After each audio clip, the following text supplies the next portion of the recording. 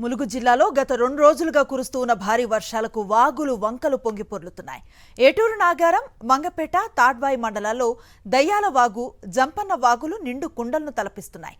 అనేక చోట్ల వాగులు పొంగి పొర్లటంతో తాత్కాలికంగా నిర్మించిన రోడ్లు తెగిపోయాయి. దీంతో మల్యాల, కొండాయి, ఐలాపూర్, ఎలిసెట్టెపల్లె గ్రామాలకు రాకపోకలు పూర్తిగా నిలిచిపోయాయి.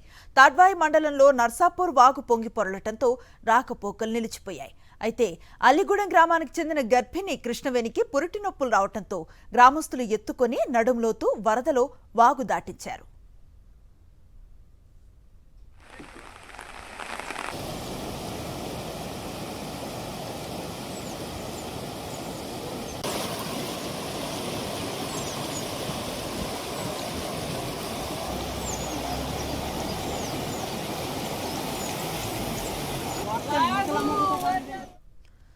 తాడ్వాయి మండలంలో నర్సాపూర్ వాగు పొంగి పొరలటంతో రాకపోకలు నిలిచిపోయాయి.